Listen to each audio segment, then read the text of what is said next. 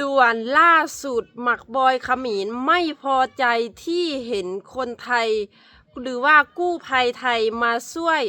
คนลาวที่ติดอยู่ในถ้ำเป็นเวลาหลายวันแต่ช่วยมาล่าอย่างปลอดภัยปาฏิหาริย์มีจริงคลิปวิดีโอนี้ทำให้หมักบอยเขมิรไม่พอใจให้กับคนไทยและคนลาวอยากฝากถึงหมักบอยเขมิรว่าคนไทยคนลาวเขารักกันแต่กับเขมิรไม่มีวันกับสบายดีพ่อแม่พี่น้องเบอร์สุภูสุคนเนาะมื้อนี้ก็เขาสู่ทั้งสองน้องเดียสาวลาวคือเก่าน้องพีพีเอฟซีช่วงนี้ก็เป็นช่วงไก่สีเขาลงหน้าแล้วบ้านพีพีเอฟซีเป็นจะได้ฝนตกคือบ้านน้องเดียบ่แต่ว่าอยู่บ้านน้องเดียฝนตกแถบทุกวันเลยเนาะพ่อแม่พี่น้องตอนนี้น้องเดียจะพาพีพีเอฟซีไปรับส้มคลิปหมักบอยเขมิรบอกว่ามันไม่พอใจที่เห็นคนไทยมาช่วยคนลาวและเห็นคนลาวกับคนไทยรักกันแต่กับเขมิรคือศัตรูไปรับชมคลิปพร้อมๆกันนี่อินฟลูเรียนี่คือโอ้ยออกมาแบบนี่แหละลาวไทยคือแบบมันต้องช่วยกันอย่างนี้อะไรอย่างนี้แต่กูถามมึงจริงๆนะเห็นมึงเอาแต่ไอคนนี้เอามาออกนะไออะไรนะไอพี่ปอนอะไรของมึงอะแล้วเจ้าหน้าที่ของลาวอะนะไอที่เขาเหน็ดเหนื่อยที่เขาทำงานเนี่ยไม่เห็นพวกมึงเลยมายกย่องเลยบูฮูว่า FC หลายคนได้เห็นคลิปข้อไอ้บอยบอกว่าทำไมไม่ไปยกย่องคนที่เป็นตำรวจลาวคนลาวเขายกย่องอยู่แล้วบอยแต่ว่าน้ำใจของคนไทยล้นเหลือเหลือเกินล้นเหลือยังไงดูไหมบอยคนไทยเสียสละเพื่อมาช่วยนี่คือน้ำใจที่ยิ่งใหญ่น้ำใจที่คนลาวควรยกย่องน้ำใจที่คนลาวควรขอบคุณคนไทยขอบคุณตรงที่ว่าไม่มีใครกล้าเสี่ยงชีวิตเข้าไปช่วยเพราะว่าเป็นในถ้ำที่ลึกและอันตรายที่สุดและความเสี่ยงเยอะที่สุดแต่คนไทยไม่ใช่ญาติพี่น้องคนไทยยังเสียสละเพื่อกลับมาช่วยแล้วคนไทยไล่อะไรคนไทยไม่ไล่อะไรแต่น้ำใจของคนไทยเนี่ยดีเหลือเกินไม่เหมือนไอ้บอยเขมิรไม่ช่วยแถมยังปากหมานี่คนไทยเนี่ยคนลาวยกย่องเสมอและที่สำคัญอีกคนนึงก็คือน้องเดียยกย่องน้ำใจคนไทยดีเหลือเกินขอบคุณพี่ๆคนไทยทุกคนแต่สำหรับหมักบอยเขมิรอย่าร้อนตัวนักเลยที่เห็นคนไทยไม่ช่วย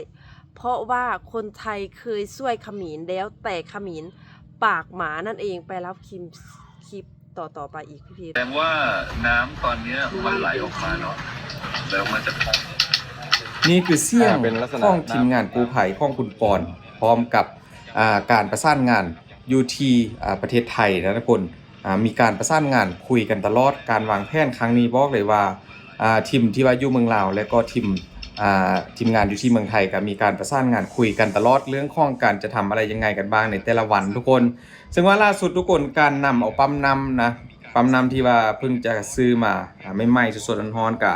ได้ลงเข้าไปในถ้ำกันแล้วทุกคนนั่นก็คือปั๊มไดโวนะทุกคนที่ว่าสามารถเอาลงไปด้านล่างของถ้ำใดแบบสะดวกสบายทุกคนและนี่ก็เป็นภาพบรรยากาศของพี่น้องของคนที่ว่าติดอยู่ในถ้ำทุกคนมารอคอย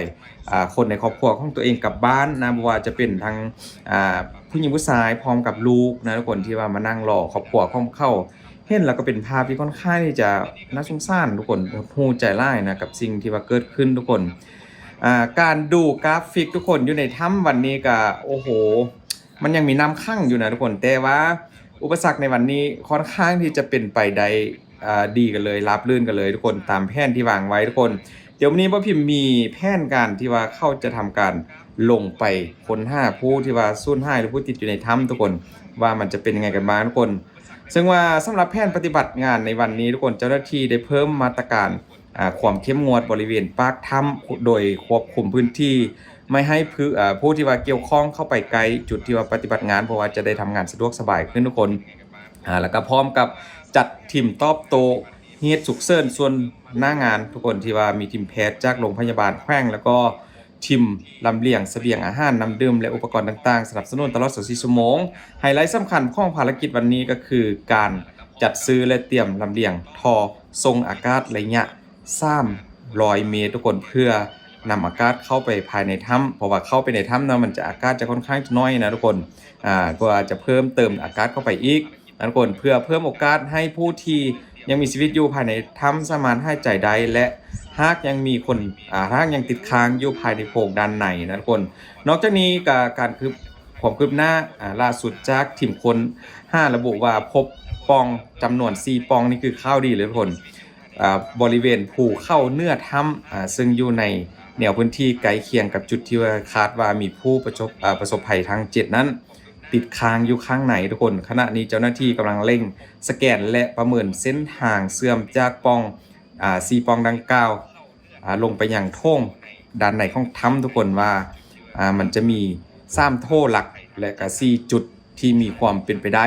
ไกลกับจุดที่ว่าผู้ประสบภัยกำลังอยู่ในถ้ำนั้นนะทุกคนนี่ก็เป็นข่าวดีล่าสุดทุกคนถึงว่าตอนนี้นะว่าจะเป็นทางภาคตีนเข้าที่ว่ากำลังทำงานอยู่ตอนนี้ทุกคนคือ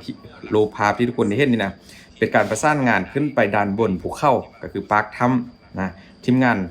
จากเมืองลาวแล้วก็เมืองไทยได้ประสานงานกันตลอดทุกคนแล้วก็นอกจากนั้นทุกคนเรื่องของอาหารการกินก็ยังคงส่งมาให้เรื่อยๆนะทุกคนล่าสุดทุกคนกำลังจะเริ่มภารกิจแล้วทุกคนก็คือคุณปอนเขาได้โพสต์นะทุกคนวันนี้น่าจะมีข่าวดีเพราะว่าพยายามที่สุดจะเอาคนทั้ง7ที่ว่าติดอยู่ในถ้ำที่เป็นชาวลาวนั้นออกมาจากถ้ำให้ได้อย่างรวดเร็วที่สุดทุกคนการวางแผน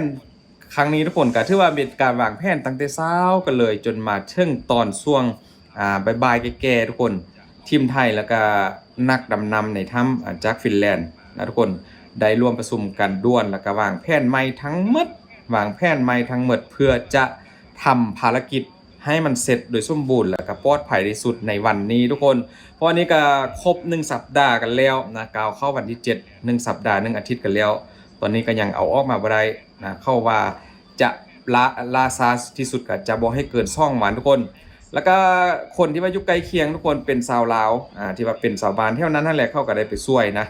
ช่วยอีกเติมแรงนึงในการค้นข้าวของโดยเฉพาะก็เป็นถังออกซิเจนทุกคนเพื่อจะเสริมเพราะว่าคุณปอนก็มีการโพสต์ล่าสุดว่าอยากได้ถังออกซิเจนขนาดเล็กเพิ่มเพื่อจะใส่เข้าไปในถ้ำเวลาดำน้ำให้กับนักดำน้ำอยู่ในถ้ำได้ใส่สะดวกสบายเพราะว่าถังใหญ่นี้มันก็จะหมดแล้วและถังใหญ่ก็ลำบากเวลาเข้าไปเพราะว่ารูถ้ำมันเล็กนิดเดียวทุกคนถ้ามันมีอุปกรณ์เยอะแยะไปแบบนี้มันก็จะเข้าไปในถ้ำนั้นลำบากทุกคนแล้วก็ตอนนี้ทุกคนมีการลงไปสำรวจกันแล้วนะรอบนี้เงียบผิดปกติเลยบ่พิมพ์พยายามดูคลิปมาให้ทุกคนได้ดูแต่ว่าเงียบผิดปกติมากทุกคนเพราะว่ากำลังเข้าไปในถ้ำแล้วเฮามาลุ้นเอาใจช่วยกันทุกคนข่าวดีอีกตัวอย่างนึงนะมีการโพสต์ล่าสุดนะโดยคุณปอนเขาก็บอกว่าทีมที่ว่าติดตั้งอินเทอร์เน็ตนะทุกคนได้ดึงเอาอินเทอร์เน็ตจากด้านล่างขึ้นไปถึงยอดเข้าให้กับทีมกู้ภัยเมืองไทยแล้วก็ทุกคนที่ว่าอยู่ด้านหน้าของถ้ำที่ว่าอยู่บนภูเขาทุกคนได้ใช้อินเทอร์เน็ต Wi-Fi กันแบบจุใจกันเลยในค่ำคืนนี้ทุกคนนี่ก็เป็นการนำเอาความสะดวกสบายอีกอย่างหนึ่งส่งตรงไปถึงทีมงานกู้ภัยและหลายคนนะเจ้าหน้าที่หลายคนอยู่ที่หน้าถ้ำอันนี้ก็เป็นข่าวดีเลยทุกคนค่ำคืนนี้ก็คงจะแบบโอ้โหได้ดูอะไรกันเยอะแยะกันเลยนะนี่ก็เป็นสิ่งใหม่ๆทุกคนที่ว่าเกิดขึ้นในวันนี้ทุกคนกับข่าวดีหลายอย่างรอท่าลุ้นแล้วก็ใจช่วยนำกันว่าจะสำเร็จหรือบ่บ่พิมพ์กับเฝ้าภาวนานะขอให้สำเร็จทุกคนนอกจากนั้นทุกคนเสบียงอาหารก็ยังลำเลียงมาเรื่อยๆนะล่าสุดวันนี้ตั้งแต่วันเกิดเหตุเลยแหละและก็วันนี้ยิ่งเยอะขึ้นทั้งชาวบ้านประชาชนแล้วก็หลายๆภาคส่วนได้รวมแรงรวมใจกันคนเอาอาหารมาส่งให้ทั้งที่กันเลยแล้วก็มอบให้ตามจุดต่างๆที่ว่ามีการรับข้องเอาไปส่งถึงเมืองรองแจงนะทุกคนแล้วก็นำไปให้กับเจ้าหน้าที่คนที่ว่าทำงานอยู่ด้านบนอยู่หน้าถ้ำทุกคนเสบียงอาหารทั้งของข้าวของหวานทุกคนเครื่องดื่มน้ำดื่มของแห้งนะก็มีการค้นขึ้นไปโดยชาวบ้านแล้วก็เจ้าหน้าที่หลายคนช่วยกันคนละเล็กคนละน้อยเพื่อจะให้คนอยู่ด้านบนได้กินได้ใช้นะกับอาหารที่มีการส่งมอบต่อๆกันมาทุกคนนี่คือสิ่งเดียวเกิดขึ้นวันในช่วงของบ่ายๆนี่ทุกคนเดี๋ยวรอท่าลุ้นช่วงตอนค่ำตอนเย็นเดี๋ยวว่าพิมพ์อัพคลิปให้ทุกคนดูต่อแน่นอนหลังจากที่ทีมงานของเมืองไทยหรือทีมงานกู้ภัยได้ออกมาจากถ้ำแล้วจะเกิดอะไรขึ้น ป๊าดพ่อแม่พี่น้อง น้องเดียเองต้องสื่นส้มกูไพ่ไทยหรือว่าฮีโร่ไทยแล้วก็กราบขอบพระคุณคนไทยที่บ่ถิ่มคนลาวมักบอยแหกตาเบิ่งน่ะบ่คนไทยน่ะเขาซอยทุกคนบ่แม่นว่าซอยแต่คนลาวขมิ้นเขาก็เคยซอยมาแล้ว แต่ว่าขมิ้นปากหมาเกินไปก็เลยเขาก็เลยย่อมถิ่มแต่ว่าจะให้เขาง้อขมิ้นคนไทยเขาไม่ง้ออันนี้คือสาวลาวกับขอบพระคุณคนไทยขอบคุณจากหัวใจ ขอบคุณที่ช่วยคนลาวออกมาไล่ทุกคน บอกเลยว่างานนี้ไม่มีค่าใช้จ่ายอะไรที่คนลาวต้องใช้จ่าย มีแต่คนไทยและคนลาวช่วยกันเอง ขอบคุณที่สุดลีและจะนับถือตลอดไป และฝากถึงหมักบอยขมินอย่าออกมาตอบโต้เลย เพราะว่าคนลาวเขาไม่เกี่ยวอะไรกับขมินและคนไทยเขาก็ไม่เอาขมินแล้ว อย่าออกมาพูดให้มันเสียน้ำดายคลิปวิดีโอนี้PPFC มีความเกี่ยวอะไรก็สามารถคอมเมนต์เข้ามาได้เด้อพอใกล้คลิปหน้าพ่อพี่น้องกับสบายดีบ๊ายบาย